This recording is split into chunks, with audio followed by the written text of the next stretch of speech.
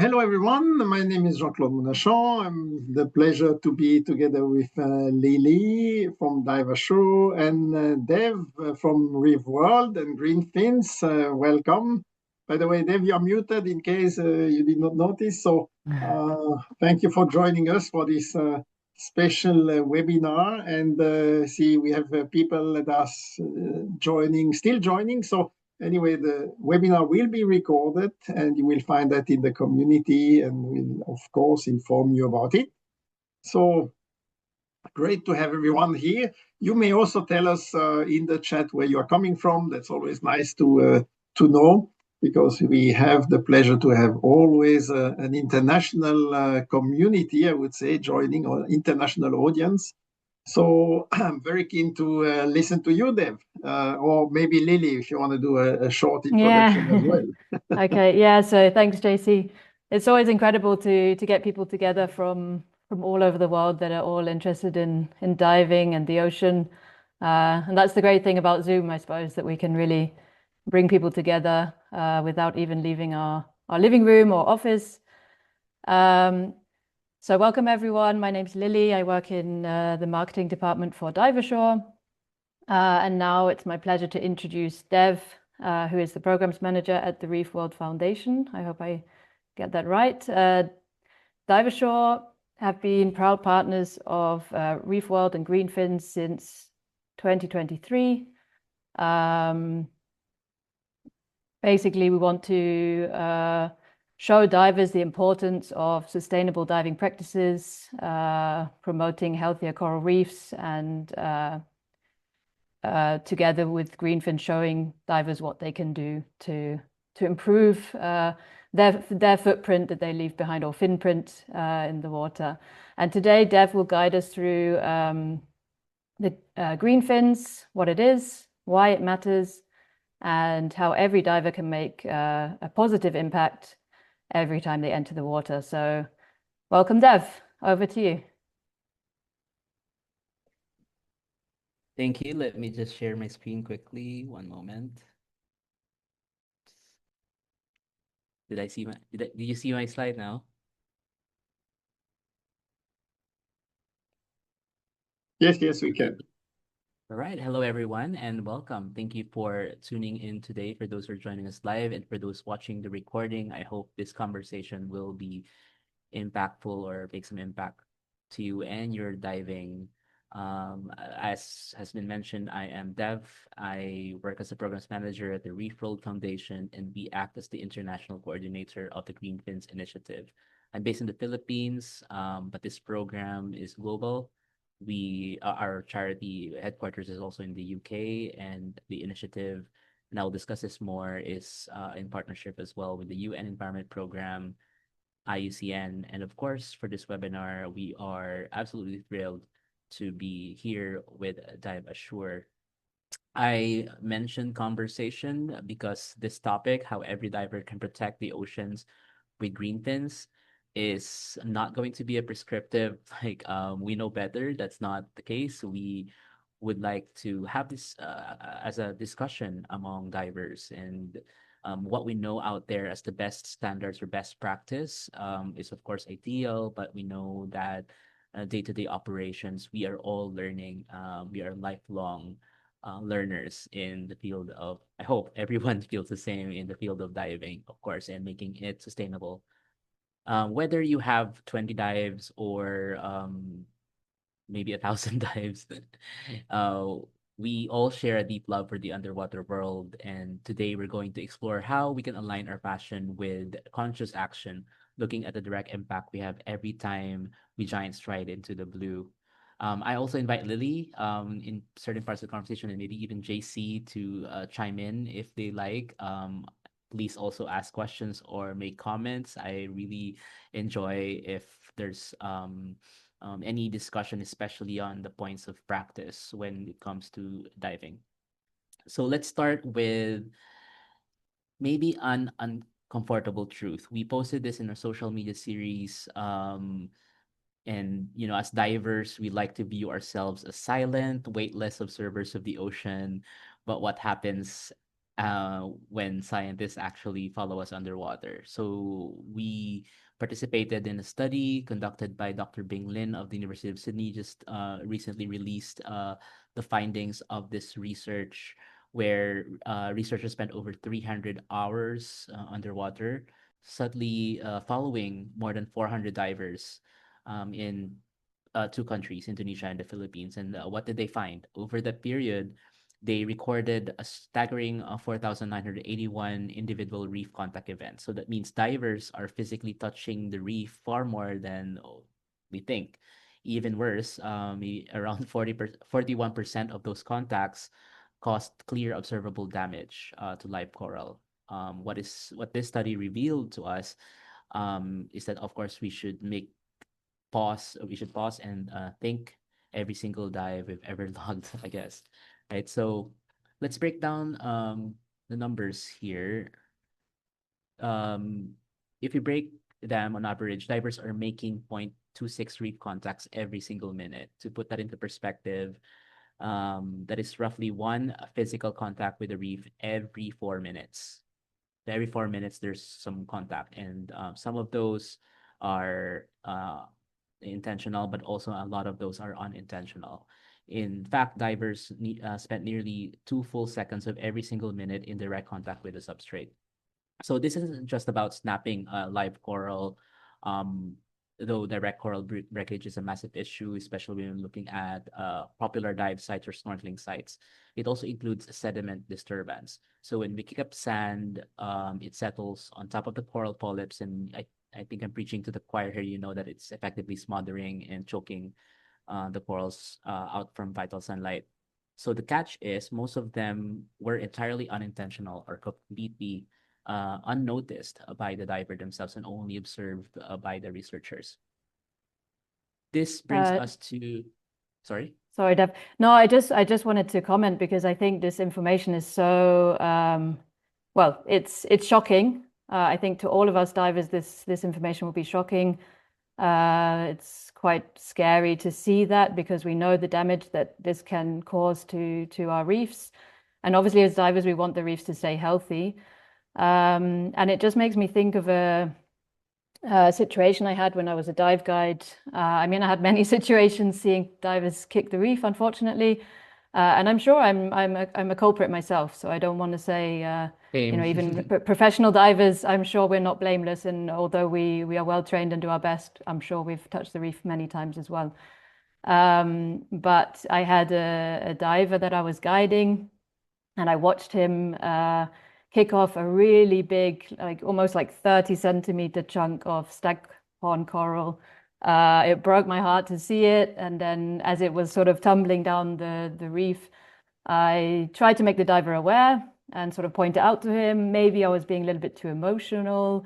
He didn't really seem to respond very well to me showing him what had happened. It could be that he didn't care, or perhaps he just didn't understand me under the water. I think sometimes we think we're communicating really clearly and really well, but it can go missing. So during the dive, I just sort of calmed myself down. And then when we got back on the boat together, I sort of sat with him one-on-one and just told him what happened. And, oh, did you realize that you broke this coral? And just really try to debrief him a little bit about what happened and to try to be more aware for next time. Maybe, you know, not be too close to the reef. I think sometimes divers just get too close to the reef. They don't need to be so close to the reef. Yeah, I think it's very important to, especially as diving professionals, that we debrief our divers about this, especially if we see something. We just have to do it in a very nice way because, you know, it can happen to anyone, unfortunately. And also as a dive buddy, you don't have to be a diving professional. If you're a dive buddy and maybe, you know, one of your buddies touched the reef, broke the coral, maybe you can just discuss it after the dive as gently as possible. Just talk about it and say, oh, you know, I saw this happen, and maybe come up with a plan how you can try to avoid it for next time. Thank you, Dev. Thank you for sharing. Thank you for sharing that, Lily. That's a dilemma that we always face, right? As divers or dive professionals, we'd like everyone to follow best practice, but of course, this also depends on the training and and the environment. Nobody's going to be perfect, and I think every progress that we make in terms of awareness and why this Yeah. matters. Sometimes we might feel that it's only a piece of coral, but if you look at scale, and I'll talk more about that later, why this matters is because if you look at the number of divers enjoying a particular dive site, if there is no common interest to protect its integrity as a reef, then the very reason why you're diving there would be at risk, right? So Yeah, we are sure. trying to reduce the risk of the reef being unusable for recreational diving, which will bring impacts to the divers, of course, but definitely also to the businesses that run these amazing tourism experiences. What Yeah. is good to share also, Lily, actually, is that interestingly, most there's a psychological gap, I think, in the diving community. According to the survey, 75% of divers believe that they are better than average at avoiding reef contact. Meaning, we spoiler alert, statistically, we aren't, right? So researchers match what divers thought they were doing with what they actually did, and they found that divers underestimated their contact with the reef by nearly fivefold. So we self-report that we touch coral maybe once every 20 minutes, but in reality, it's according to the study, every 4 minutes. So this is a massive wake-up call to the people who are um, very concerned about reef contact. But of course, we can break that down later, what it means and how we can avoid it, and believe already shared good points and how, as dive professionals, we can raise awareness to our fellow divers in a gentle manner, of course, because sustainability is not a contest, and it's not, it's a collaborative effort. It's a journey together, and finding the best practice among us and really honoring that. So I started with that, hopefully not too gloomy, but just to give a context of what's happening. I think I will be preaching to the choir here, but um, I hope that a lot of us are aware that our coral reefs are at risk. Um, so if you look at the broader context of threats facing coral reefs globally, we have immense challenges before us that can feel overwhelming, like warming ocean temperatures, causing the mass bleaching events affecting our corals, acidification, sea level rise, and in turn, intense storms. But reefs also face acute local pressures. So these include the land pollution, overfishing, marine debris, and destructive tourism practices like poor anchoring, direct diver damage, which we have mentioned, even chemical runoffs from our cleaning agents in our operations, at the same time sunscreen use, and unnatural fish feeding. So some of these are controversial subjects, and I'm very open to also fielding questions, but even um, clarifications on these particular threats. As individuals, we sometimes feel like the larger issues that our coral reefs are facing are too much for us to work on, um, and we can't stop a heat wave from happening, right, as individuals, but we can eliminate local tourism stressors immediately, by removing the local stress of physical damage and chemical pollution. For example, through a program like Green Fins, we give corals the resilience they need to survive the larger global climate crisis. But there's a good news. The diving community wants to change. In Reef World's 2022 sustainability survey, which gathered insights from over 2,400 dive tourists or divers across 120 different countries, the data spoke volumes. And we still refer to this white paper a lot because an overwhelming 75% of divers, also 75, stated they are actively willing to pay more for a verified sustainable travel alternative. So there is a demand for sustainable diving, especially with the Gen Z market. They are aware, they want to be aware of where the operations lie. Is this operation sustainable or harmful or having harmful practices to the reef. So you will find, if you're a business owner, but if you're also a fellow diver, you will find, as Lily, Lily mentioned, she was being emotional when she saw that, but there's a rise of this awareness to keep the diving activity sustainable. And also 95% of these consumers or our market are saying that operators need to do more to conserve our coral reefs and protect associated ecosystems. So the demand for sustainability is there. Um, and if you are interested in the business aspect of this, is that we mentioned earlier, you're reducing the risk to the very reefs that provide you this livelihood, but at the same time, um, um, you're also so you're reducing the risk, but you're also attracting the market, attracting the right consumers um, to support your business in these diving areas. I think this shows such a great response from the survey, because that 75% of people are willing to pay more for a business that is showing that they care, showing that they're trying to use more sustainable practices when diving, and 95% thinking that operators should do more. I mean, it's quite a good lesson for dive center operators to see that they need to move forward. They need to look to the future, bring in sustainable practices, and find better ways of doing things, so that there is a future for the oceans, there is a future for scuba diving and diving tourism. And yeah, I think it's a really important thing to see that people actually really do care. So that's great. Yeah. And this trend is a reason for hope in our industry as well, Lily. And this is what really keeps us going, as we say. Which Definitely. leads me to talk about the core of our work. So what is Green Fins and how does it function? What exactly do we mean by Green Fins, and how do we address the issues that we've raised? So as you can see here, our mission statement is to protect and conserve coral reefs through internationally recognized environmental standards for diving and snorkeling. And this set of standards was established in 2004, meaning we are proudly celebrating 22 years of marine conservation impact. Of course, I wasn't there when it started. I've joined the team almost 3 years ago.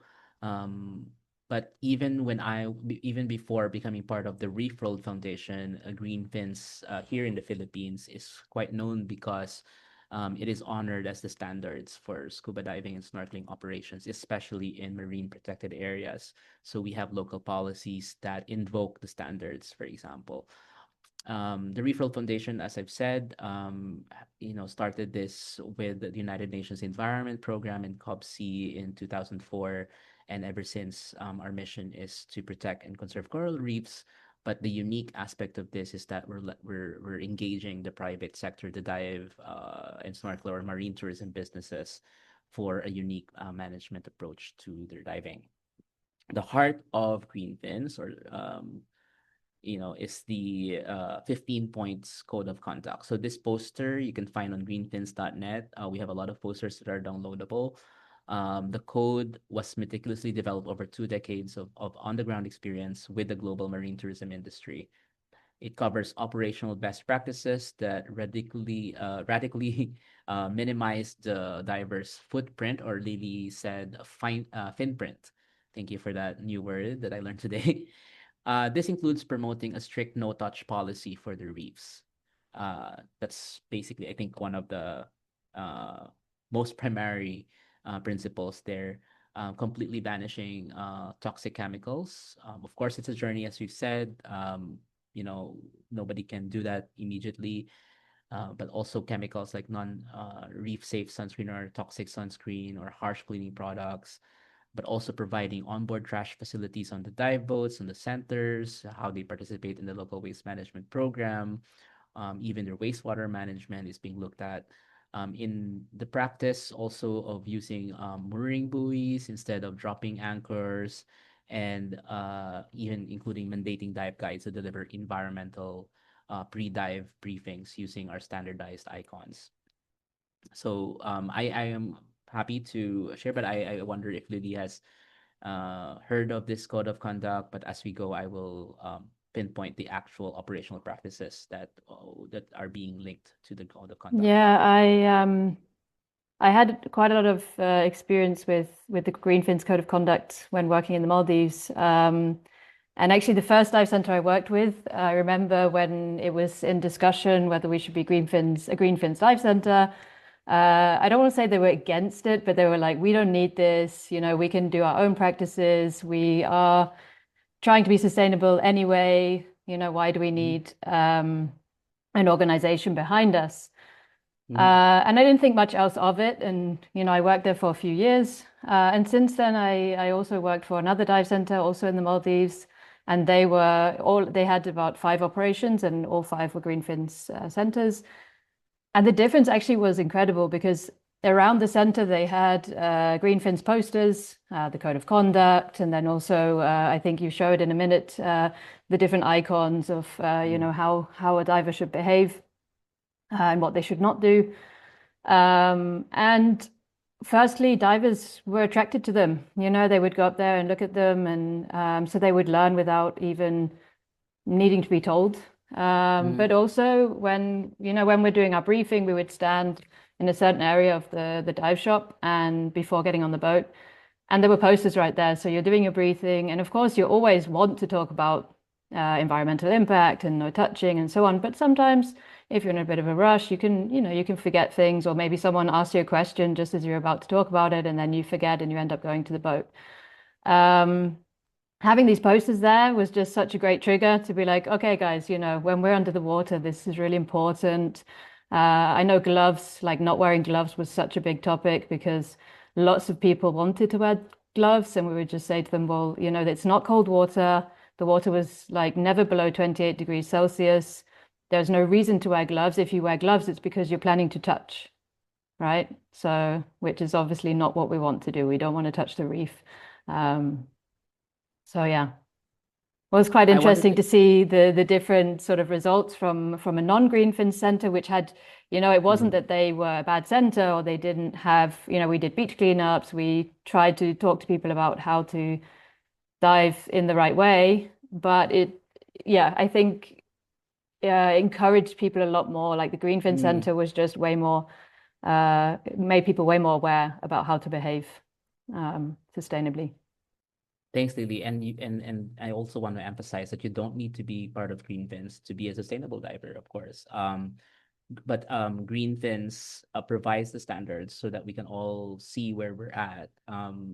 And dive centers who follow this standard, as we see in the slide, of course, our hypothesis is that they will reduce the impact to their surrounding environment, and more we see evidence of this. The program is not just for dive centers. We also engage government to be able to, put policy or programs in place to support dive centers towards these best practices. I'll talk more about those in a bit. My next slide is just to show you how we empower marine tourism businesses and resource managers worldwide. We work with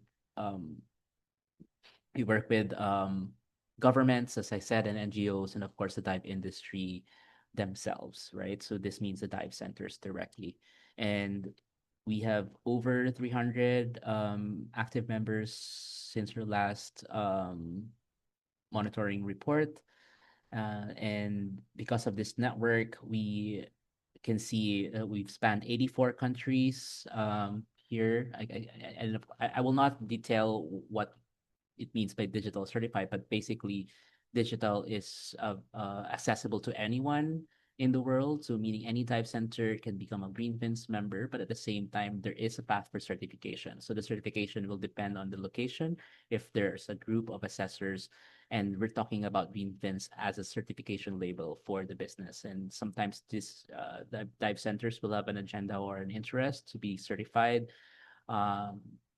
primarily, of course, the positioning, the market, the positioning or differentiating the dive center as a sustainable dive center. And that's why there's an interest in that eco label. We can see through this membership as well, we have a system to track the actions of the dive centers, how they're improving or how they're reducing their the threats that they pose to the marine environment year on year, if they're being certified or if they're self-evaluating on our platform. And we can see that 26% is the average reduction in environmental threats over time. And this is according to our assessment criteria. Feel free to ask me questions about that process. But my point today is really not about how we assess dive centers, but actually how can divers like you help protect the ocean with green fins. I mentioned already before, you don't need to be officially part of Green Fins. You can just go to our website and actually, number one, dive with a Green Fins member. If a dive center is already certified, um, you can be assured, especially if there's a certification body or an implementing partner, and sometimes in countries like the Philippines and Thailand, that would be government that's assessing these operators, and they get certain tiers of membership, meaning their performance is being measured according to the assessment criteria, and we have gold, silver, and bronze members. So of course, gold members are our top performing members.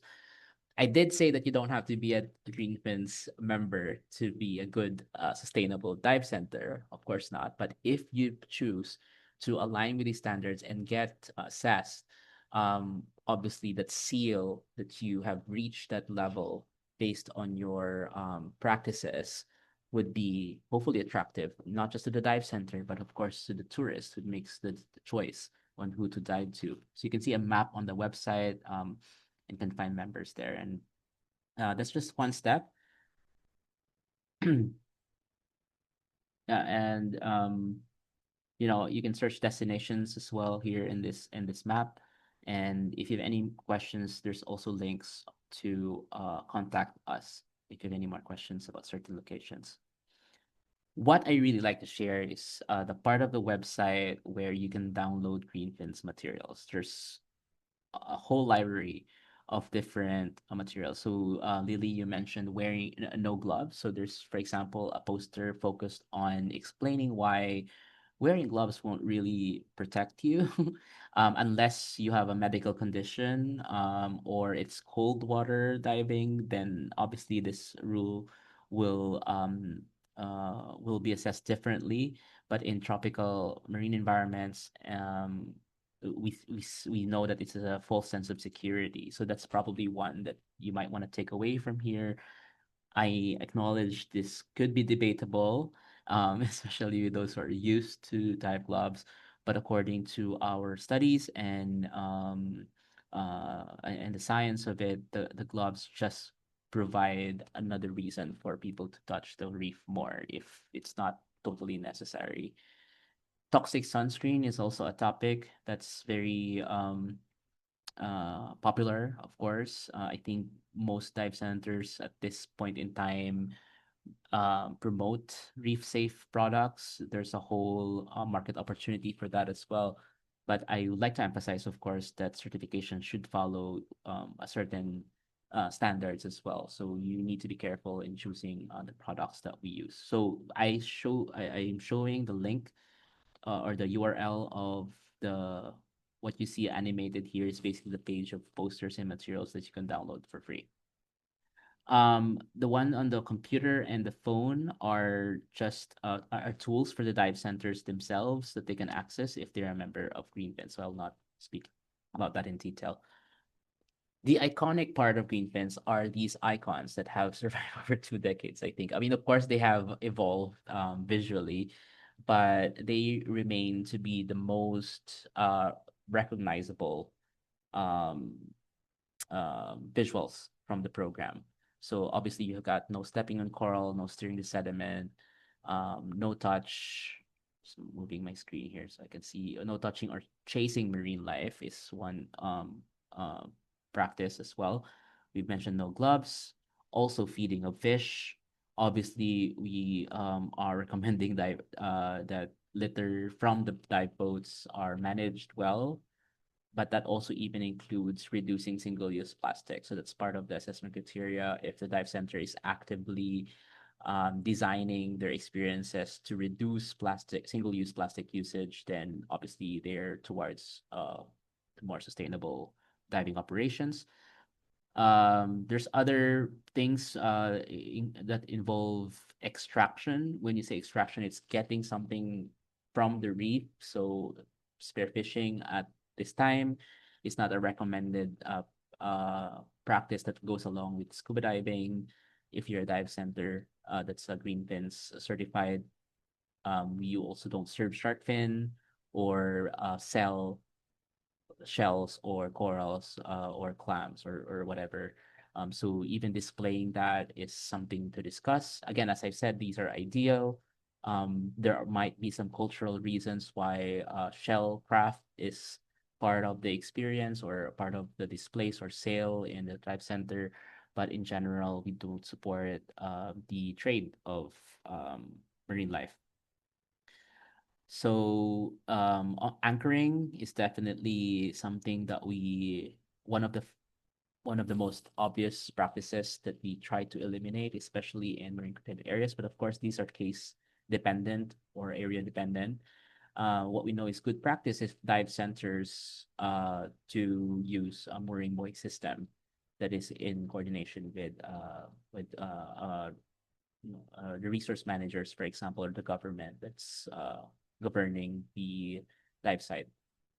Other things, positive things that divers can do is, of course, joining conservation projects. One way to do that is, for example, be part of a citizen science initiative, diving with a dive center that collects data. It's also a fun experience, by the way, Lily, to engage divers into a more active role when it comes to conservation, not just also not just monitoring, but even actual restoration projects.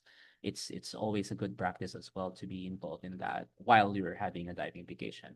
And of course, reporting environmental violations. In fact, even with Greenpeace members, we do welcome feedback about those who already have the label. If there's any practice that's contestable, part of being part of this network is that you also have this accountability, right? You have accountability that you practice Greenpeace, and when your practices are seen to be not in the standard, then that's the purpose of reporting mechanisms. Before I go into this, Lily, I will show the behavior that this is part of a poster of best environmental practice for divers. I'm sure everything that I've said about what not to do, you've heard before. But I think also even covering photographers underwater, it's really about reducing the harm that you might possibly make to the reef. So if you notice on this part of the poster, it's about don't. It's really about not bringing more harm to the coral reefs, especially if they're already under stress from global threats like warming oceans, causing them to bleach. Example of exacerbating the situation is when you use toxic sunscreen. Of course, the corals are already, let's say, sensitive to the bleaching event, for example, and you have these chemicals underwater. So obviously, the survival rate is going to be lower. I think I've covered most of this, what not to do. Oh, one thing is also to not break laws. If you are diving in a marine protected area, there will be regulations, and that's actually part of the assessment criteria. As divers, are we aware that we're diving in a protected area, and are we aware of what measures are being taken to protect this area and why it's important to do that? Having that knowledge is, I think, it's also beautiful for a diver to be able to connect to that. Not just visiting the reef, but actually understanding its role to the local community, to the local ecology, livelihood of people, and of course, food security and the future of the resources. I hope I'm not talking too much already, Lily, but I'll pause there for a bit, and then I have a next part where we could No, Dev, it's all very important information, so it's fantastic. I think, yeah, all of these don'ts are mostly things that we are in control of, and we need to reassess how we're diving. With do not feed the fish, I think just an important note for everyone, if you're planning your next diving or snorkeling vacation, contact the tour operator you're going to be diving or snorkeling with and ask them, are they going to be fish feeding or baiting, chumming the water? Because it's easy to accidentally support these operators without even knowing you're going to do it. Because a lot of operations, you book a snorkel trip, you didn't ask, and then the next minute they're getting food out and they're feeding the fish. So just something to keep in mind before you book your next trip. Contact the operator and ask them before. And if they say, yes, we feed the fish, then find someone who doesn't. And a note here that you can see on the screen as well, if you do choose to dive with a Greenfins member and you don't see, or maybe not even a Greenfins member, anyone who's using the Greenfins icons, for example, because anyone can download the posters and put them on their boats, right? If you see that they're not following it, you can always report to the dive shop manager and have a discussion. And the caveat here is, of course, everyone is doing, is learning and doing their best, right? We all have the opportunity to learn, and having that approach of understanding why it's being done, why can't we, for example, avoid certain contacts or certain practices, then it would be a good conversation to have and understand the operation. What we'd like to focus on is, of course, what we can do as environmental best practice. So number one on our list is listen carefully to the environmental briefing and follow the guide's instructions, especially if the dive guide is trained and certified as a Greenfins dive guide, for example, which you can also look at in our website. The briefing is quite an important part of the dive, not just for safety, but for how we conduct ourselves in the water. I think it's not listed here, but for training, for dives, we also recommend checkout dives first before going into like a sensitive, critical reef, for example, just being in a part of the sea where you have less marine life to disturb if you are still checking out, you're checking out yourself or you're training as well. So training and checkout dives recommended to be outside of protected areas. Steering up sediment is what you avoid by keeping your fins up or practicing good buoyancy, the prop kicks that you need, the finning that you need to be able to avoid risky contact. So as you know, of course, also contact can mean danger to the diver himself or themselves, right? We also ensure our equipment is secured and does not just like dangle over the place and drag over the reefs. It's also good practice. If we are using a camera, this could also be a debatable topic, but like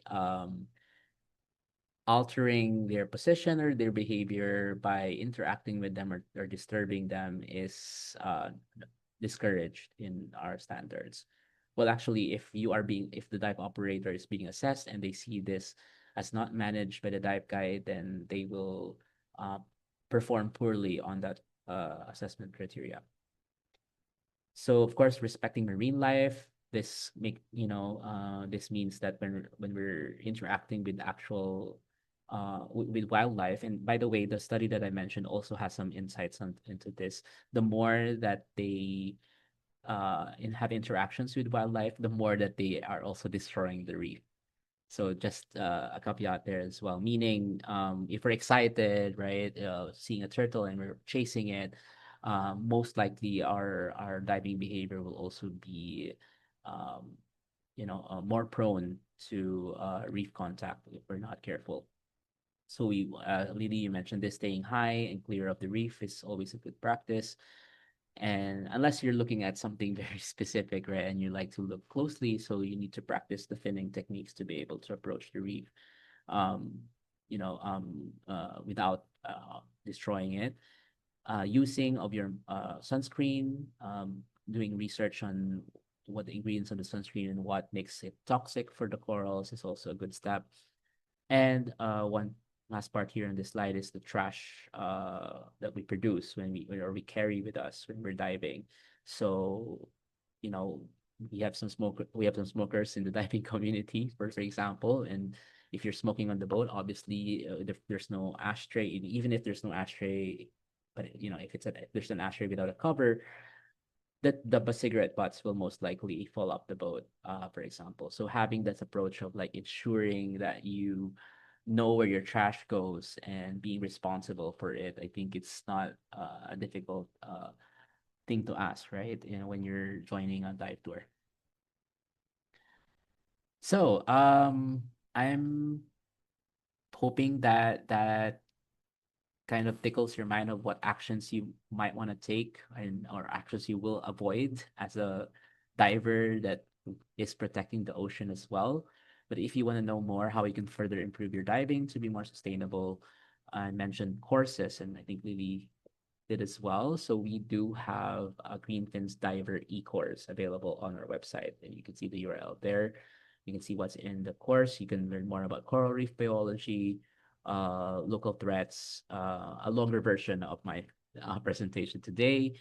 And module 2 focuses on above the water practices, like basically preparing for the dive, what you're bringing, etc. And module 3 is about in water or below water practice. A lot of that I actually mentioned today through our icons.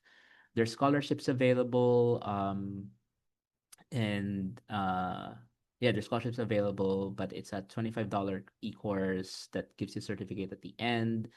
But what's really good about it is, of course, this is coming from a non-profit organization working to protect coral reefs, which is the Reef World Foundation. And every e-course that is being taken supports the Reef World Foundation as a non-profit organization that pushes the standards worldwide. And good news to Dive Assure members, if you are a Dive Assure member, you can get an automatic 10% discount on the Greenfin's Diver e-course. The code is REEF10. The URL is there. By the end of the day, we we value partnerships like this with Dive Assure because you represent sectors of the dive community. And to enroll, just simply go to the website and input the promo code. And just saying that by earning this course, for example, isn't just about the certification, of course, but you're gaining the knowledge and the skills required to shield the oceans from harm. So I think that's it for now, Lily. Thank you all for your time, your dedication, and for helping us protect the beautiful blue planet that we all share and love. And I will now open up the floor to any questions that anyone might have. And by the way, so follow our social media, especially maybe our Instagram, because that's our most active platform. You can connect with us, and hopefully we can all drive the demand for a more sustainable diving in the world. Thank you, Lily, and thank you, JC, for having me today. Perfect. Thank you very much, Dev, for joining us today, sharing all your knowledge and passion about protecting the oceans that we love. And yeah, it's been very insightful to learn more about Greenfins and what it's about and the course and how every diver can make a real difference through the choices that they make under the water. Something I just want to mention as well, as Dev said about the discount for Diver Show members on the Greenfins Diver e-course. The discount is circular, so if you actually complete the Greenfins Diver e-course, then you can get 20% off your Diver Show renewal. So obviously you only get the code once you complete the course, but Yeah. so you need to prove to us that you've completed the course, and then we will disclose the discount. So yeah, if anyone has any questions, we just give you a few minutes for a question to come in. But I actually wanted to ask one question because I thought it could be quite interesting for everyone. But for someone who wants to make a real difference on their very next dive, what would be like one key piece of advice that you would give them? I think one top level general recommendation is to do more research on who you're diving with. Is the diving business concerned about the dive sites that they dive in, because that will give you a perspective, right? If they are participating in a conservation program locally, for example, or a monitoring program, you know that they have a stake in the reef.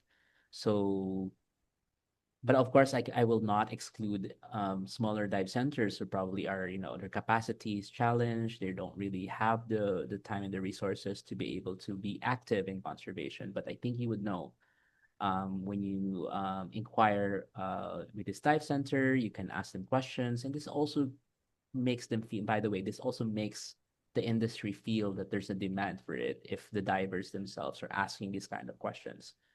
So yeah, doing more research, reaching out to the dive center, for example, checking if they're a Greenfins member on our website. But even without checking that, probably on their website or their social media, you can see if there's any harmful practice that you're doing. So yeah, that would be my first piece of advice. Thank you, Dev. I think that's actually a really good piece of advice. I've personally experienced it when I went on a diving trip with some friends, and we picked out the dive center because they had a good reputation, but we didn't contact them, we didn't ask them, we didn't even really look into what they do or even read any reviews about them, where we might have discovered some of the practices that they do that we were not happy with. And we ended up stopping diving with them after, I think, the second or third dive, and finding a different center, because almost on every dive, the guide was handling the corals to try to show us things in the coral, rather than just letting us find it ourselves. They would actually open up a fan coral or Yeah. something, like a soft coral. It was terrible. Even to me, Lily, it happens. Like just recently went on a dive, a dive, and of course, I wasn't declaring that I was with Greenfins, etc. But I was like observing, like just listening to any briefing that they might have, and then already I started to notice, like, okay, they're missing some things in the briefing, for example, and then when we already dive, we saw that the guy, maybe because they were being rewarded by that their behavior was being rewarded previously with tips, right? Like with some divers asking, okay, can you show me this particular a creature or nudibranch or whatever, or pipefish that I want to see, and then of course the dive guide is like motivated to overturn certain parts of the reef so that they can show you these animals. So that is not a good cycle to promote. The more divers we have in the water who question these practices or talk to their dive guides, right? I also want to just emphasize though that of course, if you see a dive guide doing that, we suggest a conversation rather than reprimanding them, right? Of course, you won't, if you're already aware of this, you've already had a conversation before the dive that you don't want this to happen, and then it still happens, of course you won't be giving a tip. So I think tips is a one way of, I'm not saying that promoting tipping everywhere, but like in many cases that is also a factor, right? If they see divers rewarding them for that kind of behavior, they will do it I think more. you're right. I think this was definitely the case because they were used to photographers. We had camera equipment with us. We wanted to take photos, but we wanted to do it as naturally and invasive as possible, without touching or disturbing anything.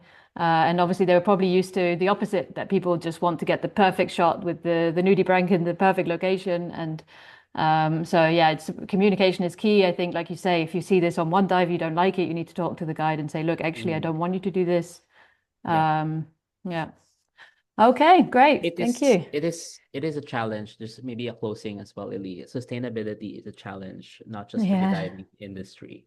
There are wider sustainable challenges in the world. But I think what we're doing here is we're building a community of awareness, and that awareness creates demand for a certain set of behavior. So all of this is behavioral, meaning something that we can change, right? Yeah. And we need to look at the factors of where to change it. So from in Greenfins, we do have a positive view, meaning we are faithful that divers, when they become aware, dive centers, when they become aware of the benefits of the best practices, um, it will be easy for them to align and to help us in our quest to protect the oceans. I think fundamentally we need to agree that the reefs are at risk. It's not infinite. It's not going to infinitely regenerate. So if we love diving and we love the marine environment, we will do everything that we can to maintain the integrity of the places that we love visiting, right? So I really hope that this touches some of our viewers over today. And I appreciate Dive Assure's, you know, motivation as well to promote Greenfins. Thank you so much for the partnership, and thank you for Dive Assure for hosting us today. Thank you, Dev. Thank you for joining. And thank you, JC. Thank And you, thank you, everyone else, for Thank you, joining. Dave. It was really nice that you took some time of your day to join us. And hopefully you've learned something about how we can all be better divers. So thank you. Thanks a Thank lot. you so much. Have a Take great care. day. Great evening to you, Dave. Have a great day. Yeah, good evening, Thank you. Dev. Bye-bye. Take care. Bye. Bye, everyone. Bye-bye.